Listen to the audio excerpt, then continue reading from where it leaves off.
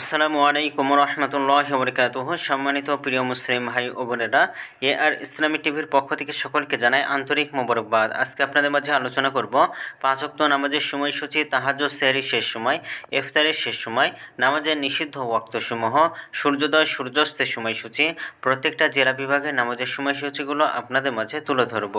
তো আজকে সোমবার 3 মার্চ 2025 ইংরেজি, 18 ফাল্গুন 1431 বাংলা, 2 রমজান 1446 হিজরি। ঢাকা এবং পার্শ্ববর্তী এলাকার নামাজের সময়সূচি তুলে ধরছে। তারপর অন্যান্য জেলা বিভাগগুলোর নামাজের সময়সূচিগুলো আপনাদের মাঝে ধীরে ধীরে আলোচনা করব। আজকে ঢাকা এবং তার পার্শ্ববর্তী এলাকার তাহাজ্জুদ এবং সেহরির শেষ সময় হলো 5টা 4 মিনিটে। ইফতারের সময় সন্ধ্যা 6টা 2 মিনিটে। আজকে ফজরের নামাজের রক্ত শুরু হবে 5টা 4 মিনিটে এবং ফজরের নামাজের রক্ত শেষ হবে 6টা 19 মিনিটে। জোহরের নামাজের রক্ত শুরু হবে 12টা 11 মিনিটে। জোহরের নামাজের রক্ত শেষ হবে 4টা 23 মিনিটে। আসরের নামাজের রক্ত শুরু হবে 4টা 24 মিনিটে। আসরের নামাজের রক্ত আজকে শেষ হবে 6টা 1 মিনিটে। মাগরিবের নামাজের রক্ত শুরু হবে 6টা 5 মিনিটে। মাগরিবের নামাজের রক্ত শেষ হবে 7টা 16 মিনিটে।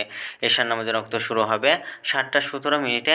এশার নামাজের রক্ত শেষ হবে 4টা 59 মিনিটে। নামাজের নিষিদ্ধ ওয়াক্তসমূহ হলো 3টা সময়: সকালে 6টা 20 থেকে নিয়ে 6টা 35 পর্যন্ত, দুপুরে 12টা 5 থেকে নিয়ে 12টা 10 পর্যন্ত এবং সন্ধ্যায় 5টা 47 থেকে নিয়ে 6টা 2 পর্যন্ত।